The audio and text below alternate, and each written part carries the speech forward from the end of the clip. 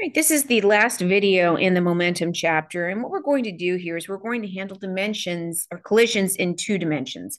Everything we've done up to this point has been either on the horizontal or on the vertical, but what do we do when we're looking at motion and the collision occurs in not just one dimension? So we're going to start off with an easier problem. We have a 500 kilogram car that travels 20 meters per second to the north. 500 kilograms. We're going 20 meters per second north. Then we have a car traveling due west at 30 meters per second. So this guy, let's say that this is positive, and this is going to be north. So that's going to make this south, east, and west. So we have a car, and it is traveling 30 meters per second.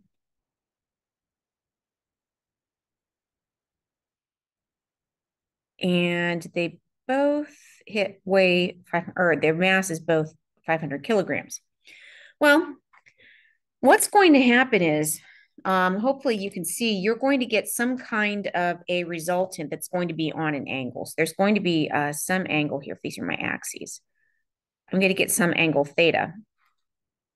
Well, what happens is it turns out that we have to consider the conservation on the horizontal axis and the conformation on the vertical axis. So when we're done, the momentum coming out on the horizontal has to equal the momentum coming into, the vertical has to equal the momentum coming into the vertical.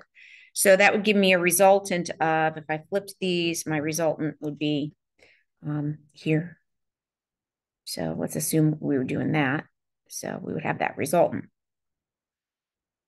So why can't I just find the net velocity? Why can't I just add the velocity vectors up? Well, remember, the only thing in a situation where we don't have any external forces, the only thing that we can assume that is conserved is momentum, because this is obviously going to be an inelastic collision. They stick together.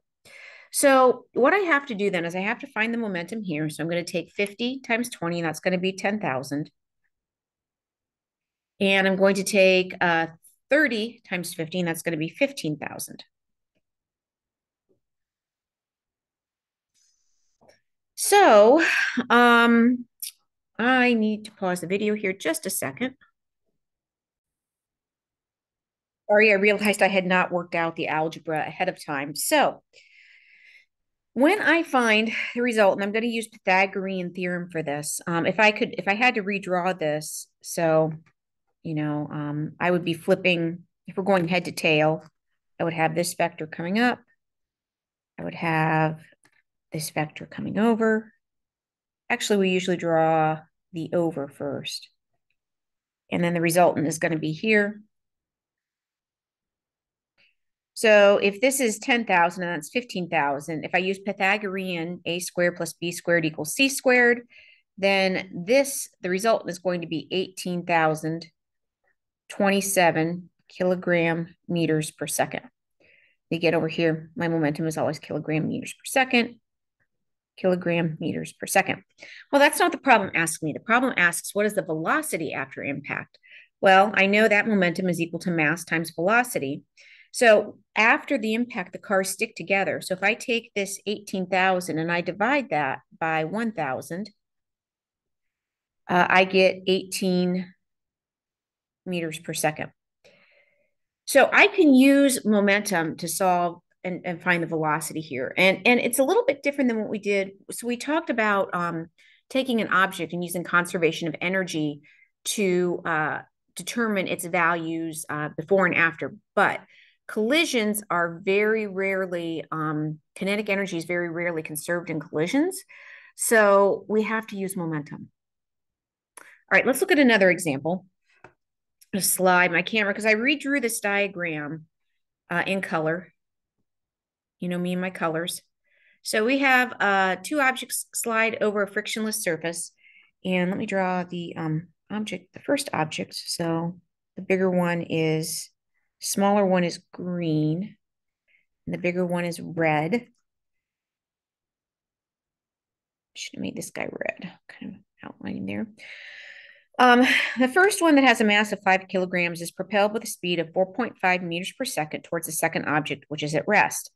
After the collision, both objects have velocities that are 30 degrees on either side of the original line of motion. The 5 kilogram mass has a final velocity of 2.6 meters per second. What is the final velocity of the second ball? Again, you cannot just do this with your velocities. You cannot use addition on these velocities because you don't know that energy is conserved. So we have to use momentum. So the first thing I want to do is I want to find the momentum for this ball. And what I get here is that it is 22.5 kilogram meters per second. And down here, afterwards, I find that it has a momentum of 13 kilogram meters per second. Now, the mistake that students make over and over and over again is they try to treat this as a linear system, and they take this as the initial velocity, and this is one of the finals, and they use this to do the other final. You cannot do this. You cannot do this. This has vectors. So remember, this has a horizontal component and it has a vertical component.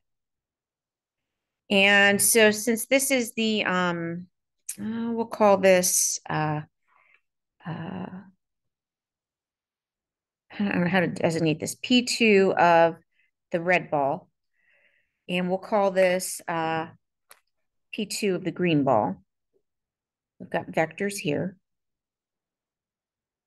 So this is P2y for the green, and this is P2y for the x. Whoops, I'm sorry, P2 for the x. And conversely here, I have final velocity P2 for the x for the red and P2 for the y for the red. This is what we have to understand. The incoming momentum is on a horizontal vector. So here is my incoming. This whole side here is my incoming. And momentum is going to be conserved. What that means is that when I add these two vectors together, it has to add up to this. These two vectors together has to equal this. So at the end of this, these two have to add up to 22.5. And I have no vertical offset here. So these two have to add up to be 0. So my green, my P2y in the green, plus my red P2y has to equal 0. My P2x plus my red P2x has to equal 22.5.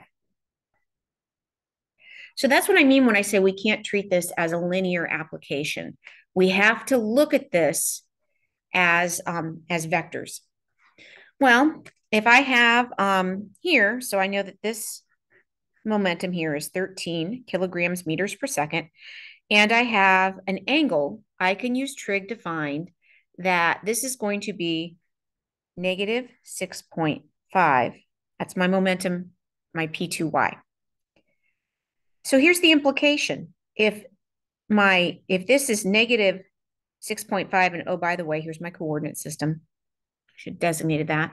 That means that this has to be positive 6.5. They want to know, we're trying to find this velocity. So if I have my momentum here and I have an angle, can I find my momentum here? Yeah, I can. So let's see. I have got, this is going to be cosine is adjacent. So this is going to be a sine. So I can say the sine of 30 is equal to my opposite, which is 6.5 over my hypotenuse. And when I solve for my hypotenuse,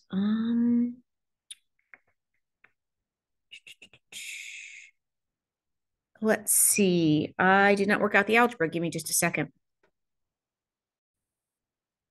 Okay, all kinds of little hiccups today. So I get that so now I'm solving for my momentum here, right?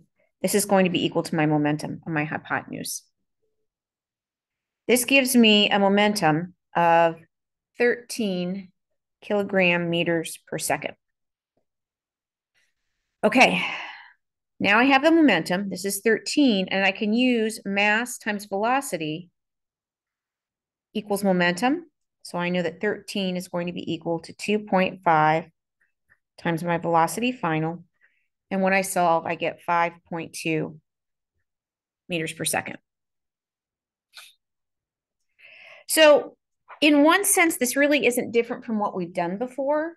It's all review in terms of how we handle vectors, but the analysis portion of it can be a little tricky because, again, we've been doing everything on the horizontal, everything on the vertical, and so everybody wants to apply those rules. But when you have an incoming collision and your pieces split off, you have to understand that your outgoing momentum is going to equal the incoming. All right, so we're going to be doing some practice problems on this, and this is the last video, so we'll move on to rotational motion in the next chapter. Thanks for watching.